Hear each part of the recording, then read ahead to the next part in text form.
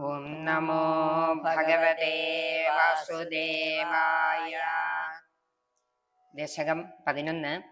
ഹിരണ്യാക്ഷന്റെയും ഹിരണ്യകശിപുവിന്റെയും ഉൽപ്പത്തി. ക്രമേണ സർഗേ പരിവർത്തമാനേ കദാപി ദിവ്യാസനഗാദയസ്തേ ഭവദ്വിലോകായ വികുണ്ഠലോകം പ്രവേദിരേ മാരുതമന്ദിരേശ. 10ാമത്തെ ദശകത്തിൽ പറഞ്ഞത് സൃഷ്ടി ക്രമത്തിൽ, അതായത് പടിപടിയായിട്ട് വർദ്ധിച്ചു വരികയായിരുന്നു. സർഗം എന്ന് പറഞ്ഞാൽ സൃഷ്ടി. ക്രമേണ പടിപടിയായിട്ട് സൃഷ്ടി അങ്ങനെ വർദ്ധിച്ചു വരുന്ന അവസരത്തിൽ പരിവർത്തമാനേ കദാപി ഒരിക്കൽ ദിവ്യാഹ സനകാദയസ്തേ ദിവ്യന്മാരായ സനകാദി മഹർഷിമാര്, അവരുടെ പ്രത്യേകത എന്താണെന്ന് വെച്ചാൽ ബ്രഹ്മാവിന്റെ മാനസപുത്രന്മാരാണ് അവർ. 10ാമത്തെ ദശകത്തിൽ 3ാമത്തെ ശ്ലോകത്തില് അവരുടെ ഉൽപ്പത്തിയെ പറ്റി പറയുന്നുണ്ട്. അവരെല്ലായ്പ്പോഴും ശിശുക്കളുടെ പോലെ നിഷ്കളങ്കരും, ഭക്തി അങ്ങേയറ്റം, ഭഗവാനിൽ ഉള്ള ഭക്തി മാത്രമേ അവർക്കുള്ളൂ. അങ്ങനെയുള്ള ആ സനകാദി മഹർഷിമാര്, അവർ 4 പേരാണ്. അവരെ സനകാദികൾ എന്നാണ് പറയുന്നത്. സനകൻ, സനന്ദനൻ, സനാതനൻ, സനൽകുമാരൻ, ഇങ്ങനെയാണ് അവരെ ഓരോരുത്തരുടെയും പേര്. അവരെല്ലാം ഇപ്പോഴും ഒന്നിച്ചേ നടക്കുകയുള്ളൂ. അതുകൊണ്ട് അവരെ സനകാദികൾ എന്നാണ് പറയുന്നത്. കുട്ടികളെ പോലെ തന്നെ അവര് ഒരു 5 വയസ്സുള്ള കുട്ടികളുടെ രീതിയാണ് അവർക്കെല്ലാം. അങ്ങനെ അവര് ഭഗവാനെ കാണാനായിട്ട് കദാപി ദിവ്യാസനകാദയസ്തേ, കദാപി ഒരിക്കൽ അങ്ങയെ കാണുന്നതിനായിട്ട് എത്തി. അതായത് ഭവദ്വിലോകായ, ഭവാൻ അങ്ങയെ കാണാനായിട്ട്, വിലോകനം ചെയ്യുക എന്ന് പറഞ്ഞാൽ കാണുക. വികുണ്ഠലോകം, ഭഗവാന്റെ ലോകമാണ്. വൈകുണ്ഠലോകം എന്നും വികുണ്ഠലോകം എന്നും പറയും. അപ്പൊ വൈകുണ്ഠലോകത്തിലേക്ക് അവര് പ്രവേദിരേ എത്തിച്ചേർന്നു. മാരുതമന്ദിരേശ, ഗുരുവായൂരപ്പ അങ്ങയുടെ വൈകുണ്ഠലോകത്തിലേക്ക് ഈ ബ്രഹ്മാവിന്റെ മാനസപുത്രരായിട്ടുള്ള സനകാദികള് ഒരിക്കൽ എത്തിച്ചേർന്നു. അവർക്ക് അങ്ങനെ മനസ്സിലൊരാഗ്രഹം, വൈകുണ്ഠ ലോകത്തിൽ വന്ന് ഭഗവാനെ ഒന്ന് കാണണം. അതാണ് ഈ 1ാമത്തെ ശ്ലോകത്തിൽ അർത്ഥമാക്കുന്നത്. ഇനി നമുക്ക് 2ാമത്തെ ശ്ലോകം നോക്കാം. ആ വൈകുണ്ഠ ലോകത്തെ വർണ്ണിക്കുകയാണ് 2ാമത്തെ ശ്ലോകത്തിൽ. മനോജ്ഞ നൈശ്രേയസകാനനാദ്യൈ അനേകവാപി മണിമന്ദിരൈശ്ച അനോപമം തം ഭവതോ നികേതം മുനീശ്വരാ പ്രാപുരതീതകക്ഷ്യ. മനോജ്ഞമായിട്ടുള്ള, സുന്ദരമായിട്ടുള്ള നൈശ്രേയസം എന്നു പേരുള്ള പൂന്തോട്ടം. വൈകുണ്ഠത്തിലെ പൂന്തോട്ടത്തിന്റെ പേരാണ് നൈശ്രേയസം. ആഖ്യ എന്ന് പറഞ്ഞാൽ പേര്. നൈശ്രേയസം എന്നു പേരുള്ള പൂന്തോട്ടമാണ് അവിടെയുള്ളത്. മനോജ്ഞമാണ്, അതിസുന്ദരമാണത്. അതുകൂടാതെ അനേക വാപി, അനേകം തടാകങ്ങള്, മണിമന്ദിരങ്ങള് ഒക്കെ അവിടെയുണ്ട്. അനോപമം, അനുപമം എന്നുള്ളതിനേക്കാളും അനോപമം എന്ന് പറയുമ്പോൾ ഒരു തരത്തിലും ഉപമിക്കാൻ പറ്റാത്തത് എന്നാണ് അർത്ഥം. തം ഭവതോ നികേതം, അങ്ങയുടെ നികേതം, അങ്ങയുടെ വാസസ്ഥലം ഒന്നുമായിട്ടും ഒരു തരത്തിലും ഉപമിക്കാൻ പറ്റാത്തത്. അനോപമം തം ഭവതോ നികേതം. നികേതം എന്ന് പറഞ്ഞാൽ താമസ സ്ഥലം, വീട് അല്ലെങ്കിൽ ഗൃഹം. മുനീശ്വരാഹ, മുനീശ്വരാഹ എന്ന് പറഞ്ഞാൽ ഈ മുകളിൽ പറഞ്ഞ 4 മഹർഷിമാര്, മഹർഷീശ്വരന്മാര്, സനകാദികള്. പ്രാപുരതീതകക്ഷ്യ, 7 കവാടമാണ് വൈകുണ്ഠത്തിലേക്കുള്ളത്. അതില് 6 കവാടങ്ങളും കടന്ന് അവര് അവിടെ 7ാമത്തെ കവാടത്തിൽ എത്തി എന്നാണ് ഈ ശ്ലോകത്തില് പറയുന്നത്. ഇനി നമുക്ക് 3ാമത്തെ ശ്ലോകം നോക്കാം. ഭവദ്ദിദൃക്ഷൂൻ ഭവനം വിവിക്ഷൂൻ ദ്വാസ്ഥൗ ജയസ്താൻ വിജയോപ്യരുന്ധാം തേഷാം ച ചിത്തേ പദമാവകോപ സർവം ഭവത് പ്രേരണയൈവ ഭൂമൻ. ഭവദ്ദിദൃക്ഷൂൻ, അങ്ങയെ ദിദൃക്ഷ എന്ന് പറഞ്ഞാൽ കാണാനുള്ള ആഗ്രഹം. അങ്ങയെ കാണാനുള്ള ആഗ്രഹം കൊണ്ട് ആണ് അവർ വന്നത്. സനകാദികൾ വന്നത്. ഭവനം വിവിക്ഷൂൻ, അങ്ങയെ കാണുക എന്ന് മാത്രമല്ല, അങ്ങ് എല്ലായിടത്തും കൊണ്ട് പറയുകയാണെങ്കിൽ ഭഗവാൻ ഈശാവാസ്യം ഇതം സർവം, അങ്ങയെ കാണുക എന്നത് മാത്രമല്ല, ഭവനം വിവിക്ഷൂൻ, അങ്ങയുടെ ഭവനവും കൂടെ ഒന്ന് കാണണം എന്ന് ആഗ്രഹം ഉണ്ടായിരുന്നു. അതായത് വൈകുണ്ഠലോകവും കൂടെ കാണണം എന്ന് അവർക്ക് ആഗ്രഹമുണ്ടായി.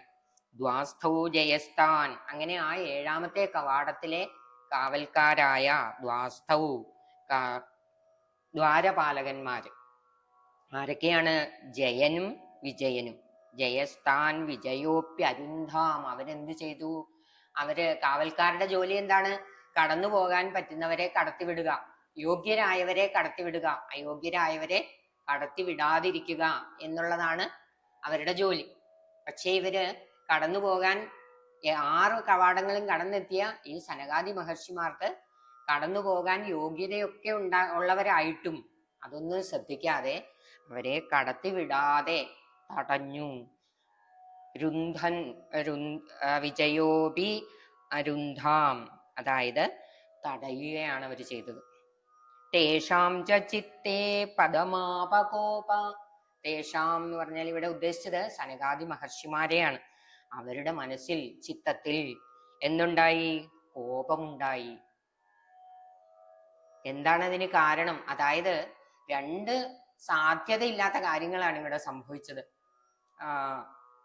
സനകാദി മഹർഷിമാർക്ക് കോപമുണ്ടാകുക എന്നുള്ളത് എവിടെയായാലും, എവിടെ വെച്ചായാലും അവർക്ക് കോപം ഉണ്ടാകുക എന്നുള്ളത് സംഭാവ്യമേ അല്ല. കാരണം അങ്ങനത്തെ വികാരങ്ങൾക്കൊന്നും അടിപ്പെടുന്ന മഹർഷിമാരല്ല അവര്. മഹർഷിമാരാണെങ്കിൽ പോലും കോപവും ശാപവും ഒക്കെ ഉള്ളവരാണ്. പക്ഷെ ഈ സനകാദി മഹർഷികൾ വേറൊരിടത്തും ശപിച്ചതായിട്ട് പുരാണങ്ങളിൽ പോലും കഥകളില്ല. ആ സ്ഥിതിക്ക് ഇവര് ശപിച്ചത് എന്തുകൊണ്ട് എന്ന് നമുക്ക് തോന്നും. അത് മാത്രമാണോ? ഇത് സ്ഥലം ഏതാണ്? വെറും ഒരു സ്ഥലമല്ല, വൈകുണ്ഠലോകമാണ്. വൈകുണ്ഠലോകത്തിലേക്ക് ഇങ്ങനെയുള്ള രാഗദ്വേഷാദികളോ, കോപം, കാമം, കോപം തുടങ്ങിയ മതം, മാത്സര്യം തുടങ്ങിയ മനസ്സിന്റെ ദോഷങ്ങൾ, മനസ്സിനെ ബാധിക്കുന്ന പ്രശ്നങ്ങളൊന്നും ഇല്ലാത്ത സ്ഥലമാണ്. അവിടെ വച്ച് ഇവർക്ക് കോപം ഉണ്ടായി എന്ന് പറയുമ്പോൾ അത് എന്താണെന്ന്, അത് എന്തുകൊണ്ടാണെന്ന് നമ്മൾ വല്ലാതെ ചിന്തിച്ചു പോകും. പക്ഷേ അതിന് കാരണം ഉടനെ നാരായണീയകാരൻ പറയുന്നത് അത്യത്ഭുതകരമാണ്. സർവം ഭവത് പ്രേരണയൈവ ഭൂമൻ, എല്ലാം, അത് ഏത് സംഭവങ്ങളാണെങ്കിലും ഒരു ഇല അനങ്ങുന്നത് പോലും ശരിക്കും ഭഗവാന്റെ പ്രേരണ കൊണ്ട് മാത്രമാണ്. ഇത് ഭഗവാൻ ഒരു ലീലയാടാനായിട്ട് നിശ്ചയിച്ചിട്ടുണ്ട്, അതിനുള്ള രംഗസജ്ജീകരണമായിരുന്നു എന്നാണ് നമുക്ക് ഇതിൽ നിന്ന് മനസ്സിലാവുന്നത്. സനകാദികളുടെ കുഴപ്പമോ ദ്വാരപാലകന്മാരുടെ കുഴപ്പമോ ഒന്നുമല്ല, ഭഗവാന്റെ നിശ്ചയം. ഭഗവാൻ അത് തീരുമാനിച്ചിട്ടുണ്ട്, ഇവരെ കൊണ്ടൊരു ലീലയാടണം, എനിക്ക് ഒന്ന് അവതരിക്കണം ഭൂമിയിൽ, അതുപോലെ ഇവരുമായിട്ടൊരു ലീലയാടണം എന്ന് ഭഗവാൻ തീരുമാനിച്ചു. അതാണ് സർവം ഭവത് പ്രേരണയൈവ ഭൂമൻ. ഇതാണ് 3ാമത്തെ ശ്ലോകത്തിന്റെ അർത്ഥമായിട്ട് നമുക്ക് മനസ്സിലാക്കാൻ സാധിക്കുന്നു.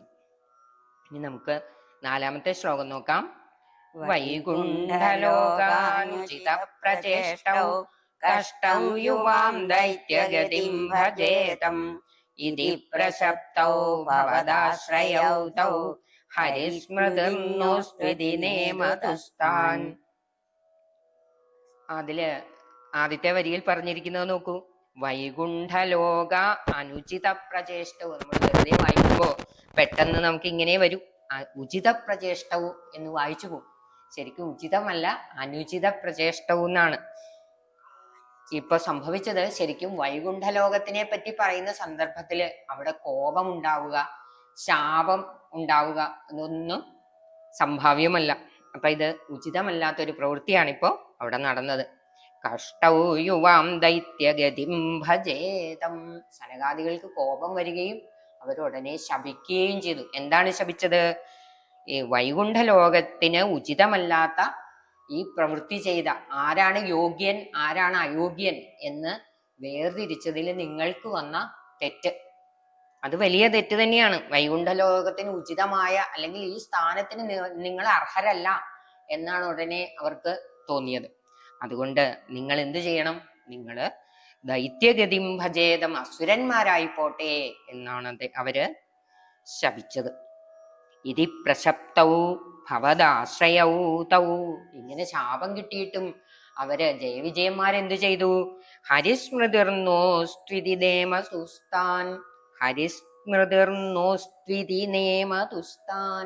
ഞങ്ങൾക്ക് അസുരന്മാരായാലും ജന്തുക്കളായാലും തിര്യക്കുകളായാലും ഒന്നും ഒരു പ്രശ്നവും. എന്ത് വേണമെങ്കിലും എവിടെ വേണമെങ്കിലും ആയിക്കോട്ടെ, ഒറ്റ കാര്യം ഞങ്ങൾക്ക് എവിടെ ആയാലും സാധ്യമാകണം, അതിനനുഗ്രഹിക്കണം എന്നാണ് അവര് പറഞ്ഞത്. എന്താണ് വേണ്ടത്? ഹരിസ്മൃതി. ഹരിസ്മൃതി വേണമെന്നാണ് എല്ലാവരും വിചാരിക്കേണ്ടത്. സത്യത്തിൽ ഹരിസ്മൃതിയോടെ എന്ത് ചെയ്താലും നമ്മളെ അത് ബാധിക്കില്ല. അതാണ് അതിൻ്റെ ഒരു ഗുണം. എല്ലാവരും യഥാർത്ഥത്തിൽ പ്രാർത്ഥിക്കേണ്ടത് എല്ലായ്പ്പോഴും, അല്ലെങ്കിൽ പറ്റുന്നതിൻ്റെ പരമാവധി സമയവും ഹരിസ്മൃതിയോടെ ഇരിക്കാൻ കഴിയണം എന്നുള്ളതാണ്. അപ്പൊ ഇതിൽ നിന്ന് നമുക്ക് മനസ്സിലാക്കാം, ആ ജയവിജയന്മാരും ഇപ്പോൾ ഇവിടുത്തെ ഈ സന്ദർഭത്തിൽ അവർ മോശക്കാരും സനകാദികളും നല്ല ആൾക്കാരും എന്ന് നമുക്ക് തോന്നും. പക്ഷേ ഇവരവിടെ ആ 7ാമത്തെ കവാടത്തിന്റെ കാവൽക്കാരായിട്ട് ഭഗവാനെ ഇങ്ങനെ കണ്ടുകൊണ്ട് നിൽക്കുന്ന കാവൽക്കാരാണ്. അപ്പോ ആ ഒരു പദത്തിലേക്ക് എത്തണമെങ്കിൽ ഇവരെത്ര തപസ് ചെയ്തിട്ടുണ്ടാവണം. അപ്പോൾ അവരും മഹാന്മാര് തന്നെയാണ്, അല്ലെങ്കിൽ പൂജനീയരാണ്. ആ ഒരു നിമിഷം അല്ലെങ്കിൽ ഭഗവാന്റെ ഒരു സങ്കല്പം കൊണ്ട് ഇങ്ങനെയൊക്കെ സംഭവിച്ചു പോയി എന്നേ ഉള്ളൂ. ഇവര് ചോദിച്ചത് ഹരിസ്മൃതി ഉണ്ടാവണം, ഞങ്ങൾക്ക് എവിടെ എങ്ങനെ ജന്മം കിട്ടിയാലും ഒരു പ്രശ്നവും ഇല്ല, അപ്പോഴൊക്കെ ഞങ്ങൾക്ക് ഭഗവാനെ സ്മരണയുണ്ടാവണം, ഹരിയെ സ്മരിക്കാനുള്ള അനുഗ്രഹം, അതാണ് വേണ്ടത് എന്നാണ് അവർ ചോദിച്ചത്.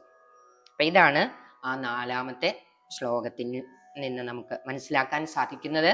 ഇനി നമുക്ക് 5ാമത്തെ ശ്ലോകം നോക്കാം.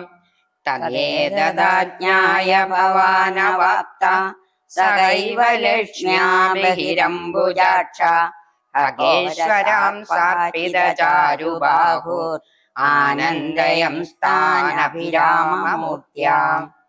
ഇത് ഈ വിവരം തദേതദാജ്ഞായ, ഇപ്പൊ ഇവിടെ സംഭവിച്ച കാര്യം ഭഗവാൻ അറിഞ്ഞു. അതറിഞ്ഞപ്പോഴോ ഭവാനവാപ്ത സഹൈവ ലക്ഷ്മ്യാ, ലക്ഷ്മിയോടുകൂടി, ബഹിരംബുജാക്ഷ, ഭഗവാൻ വേഗം ധൃതിപ്പെട്ട് പുറത്തേക്ക് വന്നു. ഖഗേശ്വരാം സാർപ്പിത ചാരുബാഹു, എങ്ങനെയാണ് വന്നത്? ഖഗേശ്വരന്റെ പുറത്ത് കൈവച്ചുകൊണ്ട്. സാർപ്പിത ചാരുബാഹു, ചാരു സുന്ദരമായ കൈകളെ ഖഗേശ്വരം, ഖഗേശ്വരൻ എന്ന് പറഞ്ഞാൽ ഗരുഡൻ, ഭഗവാന്റെ വാഹനമായ ഗരുഡൻ. ഗരുഡന്റെ പുറത്ത് ഭഗവാന്റെ സുന്ദരമായ കൈകളെ അർപ്പിച്ചുകൊണ്ട്, അതായത് വെച്ചുകൊണ്ട് ലക്ഷ്മിയോടൊപ്പം ഭഗവാൻ പെട്ടെന്ന് പുറത്തേക്ക് വരികയാണ് ഉണ്ടായത്. ആനന്ദയം സ്ഥാനഭിരാമമൂർത്തിയ. ഇപ്പൊ ഉണ്ടായ ഈ പ്രശ്നം, തൻ്റെ 7ാമത്തെ കവാടത്തിൽ എന്തോ ഒരു ചെറിയ പ്രശ്നം ഉണ്ടായി എന്ന് മനസ്സിലാക്കിയിട്ട് ഉടനെ ധൃതിപ്പെട്ട് ഭഗവാൻ ലക്ഷ്മിയോടൊപ്പം ആ കവാടത്തിലേക്ക് വരുന്നത് ഗരുഡൻ കണ്ടു. ഗരുഡൻ നോക്കിയപ്പോ ഭഗവാൻ തന്നെ വിളിക്കാതെ എങ്ങനെ പോവുകയാണ്. ഭഗവാൻ എവിടെ പോയാലും വാഹനമായ ഗരുഡന്റെ പുറത്താണ് പോവുക. അപ്പൊ ഗരുഡൻ വിചാരിച്ചു, എന്നെ എന്താണ് വിളിക്കാത്തത്? ഗരുഡൻ ഓടി അവിടെ എത്തി. അപ്പൊ ഭഗവാൻ പറഞ്ഞു, ഞാൻ ദൂരെ ഒന്നും പോകുന്നില്ല, നമ്മുടെ ഈ കവാടത്തിൽ വരെയുള്ളൂ, അതുകൊണ്ടാണ് ഗരുഡനെ വിളിക്കാത്തത്, എനിക്ക് പിണക്കമൊന്നുമില്ല എന്ന് പറഞ്ഞ് സന്തോഷിപ്പിച്ചുകൊണ്ട് ഗരുഡന്റെ പുറത്ത് കയ്യും വെച്ചാണ് ഭഗവാൻ വരുന്നത്. എന്തിനാണ് വന്നത്? ഇവിടെ ഇപ്പോൾ 2 കൂട്ടരും ആകെ വിഷമിച്ച് നിൽക്കുകയാണ്. സനകാദികള്, ഞങ്ങൾ ശപിച്ചു പോയല്ലോ, കഷ്ടം, നിങ്ങൾ ഇത്രയും മഹാന്മാരായ അല്ലെങ്കിൽ ഭഗവാന്റെ പാർഷദന്മാരായ, ഭഗവാനെ എപ്പോഴും കണ്ടുകൊണ്ട് നിൽക്കുന്നവരായ ദ്വാരപാലകന്മാരായ നിങ്ങളെ ഞങ്ങൾക്ക് ശപിക്കാൻ തോന്നിയല്ലോ, ക്ഷമിക്കണേ ക്ഷമിക്കണേ എന്ന് പറഞ്ഞുകൊണ്ട് മനസ്സിൽ വല്ലാത്ത വിഷമത്തോടെ നിൽക്കുകയാണ് അവർ. ദ്വാരപാലകന്മാരായ ജയവിജയന്മാരും അതേപോലെ വിഷമിച്ച്, ഞങ്ങൾക്ക് ഇങ്ങനെ ചെയ്യാൻ തോന്നിയല്ലോ, കഷ്ടമായി പോയി, ഈ മഹർഷിമാരെ അപമാനിക്കാൻ ഞങ്ങൾ അവരെ അപമാനിച്ചല്ലോ എന്നുള്ള കുണ്ഠിതത്തോടെ വിഷമിച്ച് നിൽക്കുകയാണ് അവരും. അപ്പൊ 2 കൂട്ടരുടെയും വിഷമത്തെ തീർക്കാൻ വേണ്ടിയാണ് ഭഗവാൻ വന്നത്. ആനന്ദയം സ്ഥാൻ, അവരെ ആനന്ദിപ്പിക്കാൻ വേണ്ടി, അവരുടെ ദുഃഖത്തെ ഇല്ലായ്മ ചെയ്യുന്നതിന് വേണ്ടിയാണ് ഭഗവാൻ എത്തിയത് എന്നാണ് ഈ ശ്ലോകത്തിൽ പറയുന്നത്. ഇനി നമുക്ക് 6ാമത്തെ ശ്ലോകം നോക്കാം. പ്രസാദ്യ ഗീർഭിസ്തുവതോ മുനീന്ദ്രാൻ അനന്യനാഥാവധ പാർഷദൗ തൗ സംരംഭയോഗേന ഭവൈസ്ത്രിഭിർമാം ഉപേതമിത്യാത്തകൃതം ഉപേതമിത്യാത്തകൃപം ന്യഗാദി. പ്രസാദ്യ ഗീർഭി, ഗീർഭി എന്ന് പറഞ്ഞാൽ വാക്കുകൾ കൊണ്ട്, പ്രസാദിപ്പിക്കുക എന്ന് പറഞ്ഞാൽ സന്തോഷിപ്പിക്കുക. അവരെ വാക്കുകൾ കൊണ്ട് സന്തോഷിപ്പിച്ചു. ആ മുനീന്ദ്രന്മാര് എങ്ങനെ നിൽക്കുന്നു? സ്തുതിച്ചുകൊണ്ട്. ഭഗവാനെ സ്തുവതോ മുനീന്ദ്രാൻ, ഭഗവാനെ സ്തുതിച്ചുകൊണ്ട് നിൽക്കുന്ന ആ മുനീന്ദ്രന്മാരെ, സനകാദികളെ ഭഗവാൻ നല്ല വാക്കുകൾ കൊണ്ട് സന്തോഷിപ്പിച്ചു. പ്രസാദ്യ. അനന്യനാഥാവധ പാർഷദൗ തൗ, തന്റെ പാർഷദന്മാരായ ദ്വാരപാലകന്മാരായ ജയവിജയന്മാരെയും, അവർക്ക് വേറെ ആശ്രയമില്ല, അനന്യനാഥന്മാരാണ്, അവർക്ക് ഏക ആശ്രയം ഭഗവാനാണ്. അവരെയും അദ്ദേഹം അനുഗ്രഹിച്ചു. സംരംഭയോഗേന, അവരോട് എന്താണ് പറഞ്ഞത്? സംരംഭയോഗേന. സംരംഭം എന്ന് പറഞ്ഞാൽ വിദ്വേഷം. ഭഗവാനോട് വിദ്വേഷം വെച്ചിട്ടാണെങ്കിൽ, വിദ്വേഷ ഭക്തിയാണ് പ്രേമഭക്തിയേക്കാൾ കൂടുതൽ ശക്തമായത്. അപ്പോൾ ഏത് തരത്തിലുള്ള ഭക്തിയാണ് എന്നുള്ളതിനല്ല പ്രാധാന്യം, നമ്മൾക്ക് എത്ര ശക്തിയേറിയ ഭക്തിയുണ്ട്, ഭക്തിയുടെ ആഴം, അതാണ് ഭഗവാനിലേക്ക് നമ്മളെ അടുപ്പിക്കുന്നത്. അതാണ് സംരംഭയോഗേന. പെട്ടെന്ന് ഭഗവാനിൽ എത്തണമെങ്കിൽ ദ്വേഷഭക്തിയാണ് നല്ലത് പ്രേമഭക്തിയേക്കാൾ. അല്ലെങ്കിൽ അവർക്ക് 7 ജന്മം വേണ്ടിയിരുന്നു. അപ്പോ സംരംഭയോഗേനയാണെങ്കിലോ ഭവൈസ്ത്രിഭിർമാം, 3 ജന്മം കൊണ്ട് എൻ്റെ അടുത്ത് തിരിച്ചെത്താം. അസുരന്മാരായാലും ഒരു കുഴപ്പവുമില്ല, 3 ജന്മം കൊണ്ട് എന്നിൽ വിദ്വേഷഭക്തി വെച്ചാൽ മതി. 3 ജന്മം കൊണ്ട് എന്നിൽ ഭവൈസ്ത്രിഭിർമാമുപേത, എൻ്റെ അടുത്തേക്ക്, എന്നിൽ എത്താം. ഉപേതമിത്യാത്തകൃപം ന്യഗാദി, ആത്തകൃപം അതിയായ കൃപയോടുകൂടി ന്യഗാദി ഭഗവാൻ പറഞ്ഞു എന്നാണ് 6ാമത്തെ ശ്ലോകത്തിൽ അർത്ഥമാക്കുന്നത്. ഇനി നമുക്ക് 7ാമത്തെ ശ്ലോകം നോക്കാം. ത്വദീയ ഭൃത്യാവധ കാശ്യപാതൗ സുരാരിവീരാവുദിതൗ ദിതൗ ദ്വൗ സന്ധ്യാസമുത്പാദന കഷ്ടചേഷ്ടൗ യമൗ ജലോകസ്യ യമാവിവാന്യൗ.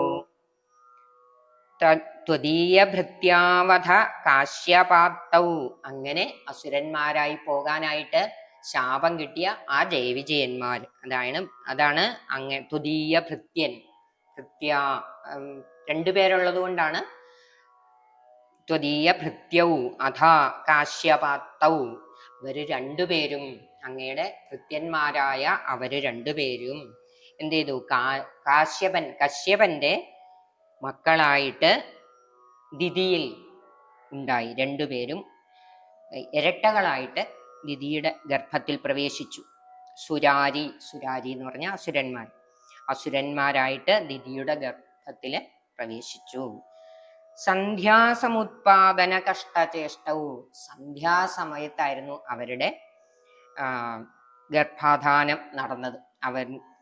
അതിന്റെ ഫലമായിട്ട് എന്ത് സംഭവിച്ചു? യമൗച ലോകസ്യ യമാവിവാന്യവും, അവര് ലോകത്തില് മറ്റ് 2 യമന്മാരെ പോലെ, ലോകത്തിൽ ഒരു കാലനേ ഉള്ളൂ, ഇവര് കാലന് സമാനന്മാരായിട്ട് 2 പേര്. യമൗ എന്ന് പറഞ്ഞ 2 എന്നർത്ഥം വരും, കാലനും അർത്ഥമുണ്ട്. അപ്പോ കാലന് സമാനന്മാരായിട്ട് വേറെ 2 കാലന്മാരെന്ന് തോന്നുമാറ് ഇങ്ങനെ ദിതിയുടെ ഗർഭത്തിൽ അവര് അസുരന്മാരായിട്ടുള്ള ജന്മം പ്രാപിച്ചു എന്നാണ് ഈ 7ാമത്തെ ശ്ലോകത്തിൽ പറയുന്നത്. ഇനി നമുക്ക് 8ാമത്തെ ശ്ലോകം നോക്കാം.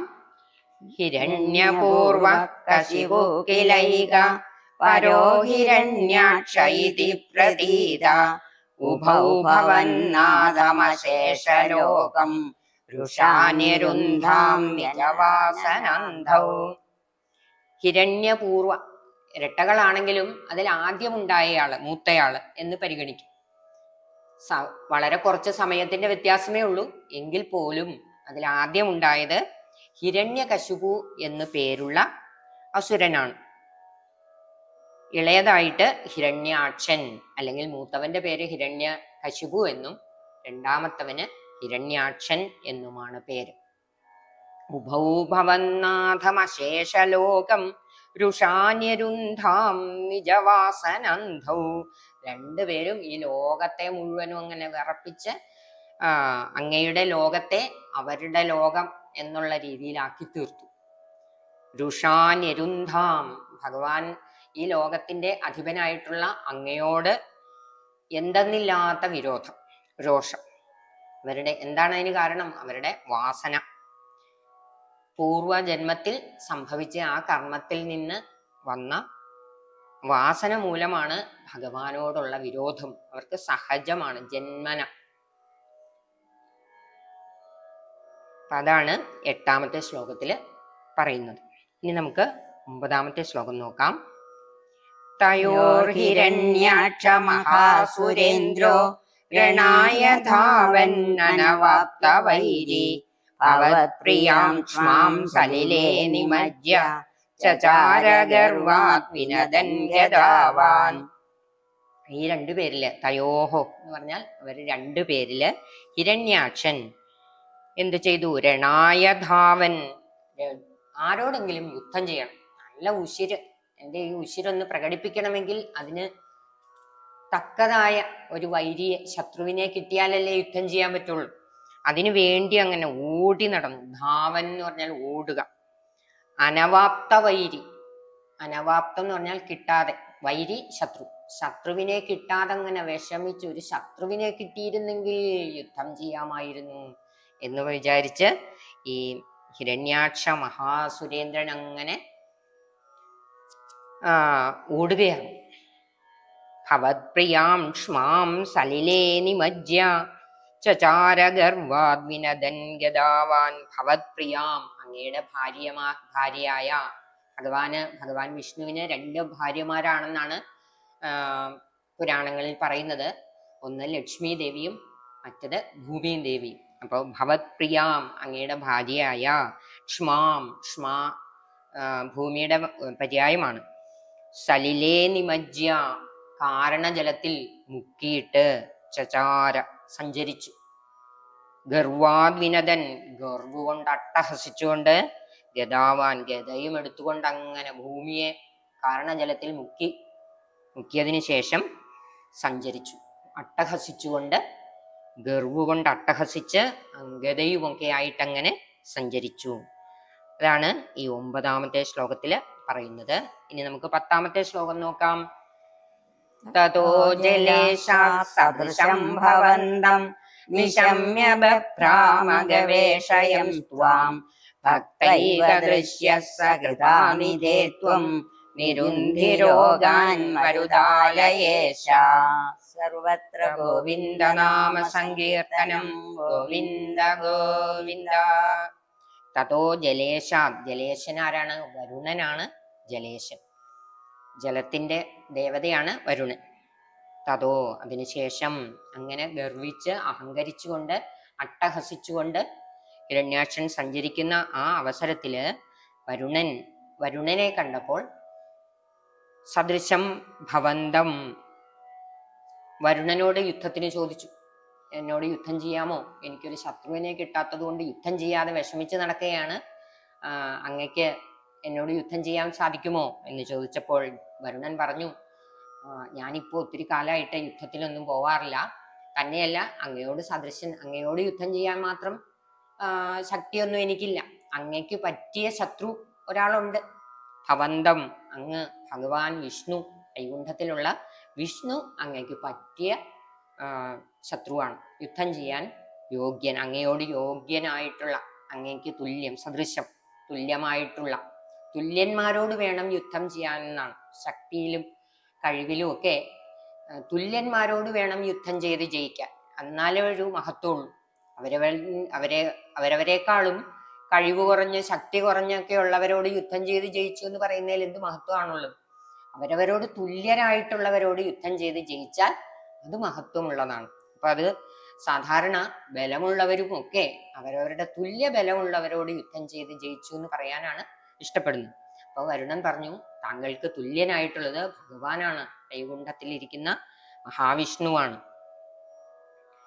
അത് കേട്ടപ്പോൾ നിശമ്യ ബഭ്രാമ ഗവേഷയം സ്വാം, അങ്ങനെയാണെങ്കിൽ അദ്ദേഹത്തെ ഒന്ന് കണ്ടുപിടിക്കണമല്ലോ എന്ന് വിചാരിച്ച് മഹാവിഷ്ണുവിനെ അന്വേഷിച്ച് ബഭ്രാമ എന്ന് പറഞ്ഞ ചുറ്റിത്തിരിഞ്ഞു. നിശമ്യ വരുണൻ ഇത് പറഞ്ഞു കൊടുത്തതിൽ നിന്ന് ഭഗവാനെ ഗവേഷണം ചെയ്യുക എന്ന് പറഞ്ഞാൽ അന്വേഷിക്കുക, ഭഗവാനെ അന്വേഷിക്കാൻ തുടങ്ങി. അതാണ് എല്ലാവരും ചെയ്യേണ്ടത്. ശരിക്കും ജീവിതത്തിൽ ചെയ്യേണ്ടത് ഭഗവാനെ അന്വേഷിച്ച് കണ്ടെത്തുക, ബാക്കിയൊക്കെ പുറകെ വന്നെത്തിക്കൊള്ളും. അതിനു പകരം നമ്മൾ എന്താണ് ചെയ്യുന്നത്? നമ്മൾ പണം വേണം, പ്രശസ്തി വേണം, അത് വേണം, ഇത് വേണം എന്ന് വിചാരിച്ച് അതിനെല്ലാം പുറകെ രാപകല് അധ്വാനിക്കുകയാണ്. അതേസമയം ആ അധ്വാനമെല്ലാം ഈശ്വരനെ കണ്ടെത്താനായാൽ, മഹാവിഷ്ണുവിനെ കണ്ടെത്തണം എന്നുള്ള ആഗ്രഹമായാൽ ബാക്കിയെല്ലാം പുറകെ എത്തിക്കോളും. മഹാവിഷ്ണുവിനെ പ്രാപിച്ചാൽ മതി, ലക്ഷ്മിയൊക്കെ നമുക്ക് കൂടെ എപ്പോഴും ഉണ്ടാവും. പക്ഷെ അത് സാധാരണക്കാർ ചിന്തിക്കില്ല. ധനം വേണം, പ്രശസ്തി വേണം, ഇങ്ങനെ ഓരോ കാര്യങ്ങൾക്കായിട്ട് നമ്മൾ ഓരോ ദേവന്മാരെയും ആശ്രയിക്കുകയാണ് ചെയ്യുന്നത്. യഥാർത്ഥത്തിൽ വേണ്ടത് ആണ് ഇയാൾ ഹിരണ്യാക്ഷൻ ചെയ്തത്. ഭക്തൈക ദൃശ്യ, ഭഗവാൻ എങ്ങനെയുള്ളയാളാണ്? അങ്ങനെ ഓടിച്ചെല്ലണവർക്കൊന്നും കാണാൻ പറ്റണ ആളല്ല. ആർക്ക് മാത്രമേ കാണാൻ പറ്റുള്ളൂ? ഭക്തൈക ദൃശ്യ, ഭക്തന്മാർക്ക് മാത്രമേ കാണാൻ. യഥാർത്ഥ ഭക്തി അഭിനയിച്ചത് കൊണ്ടായില്ല, ഭക്തി യഥാർത്ഥ ഭക്തന്മാർക്ക് മാത്രമാണ് ഭഗവാനെ കാണാൻ സാധിക്കുക. സ കൃപാനിധേ, കൃപയുടെ കാരുണ്യസാഗരമാണ് ഭഗവാൻ. അങ്ങനെയുള്ള ഭഗവാനെ നിരുന്ധി രോഗാൻ, എന്റെ രോഗങ്ങളെ എല്ലാം മാറ്റിത്തരണേ ഭഗവാനെ. നിരുന്ധി രോഗാൻ മരുദാലയേശ, മരുദാലയേശ ഗുരുവായൂരപ്പ, അങ്ങനെയുള്ള ഭഗവാനെ, കൃപാനിധിയായിട്ടുള്ള ഭഗവാനെ, എന്റെ രോഗങ്ങളെയും കൂടി അങ്ങ് മാറ്റിത്തരണമേ എന്ന് ഭട്ടതിരി പ്രാർത്ഥിക്കുകയാണ്. അങ്ങനെ 11ാമത്തെ ദശകം ഈ ശ്ലോകത്തോടെ അവസാനിക്കുന്നു. സർവത്ര ഗോവിന്ദനാമ സങ്കീർത്തനം, ഗോവിന്ദ ഗോവിന്ദ.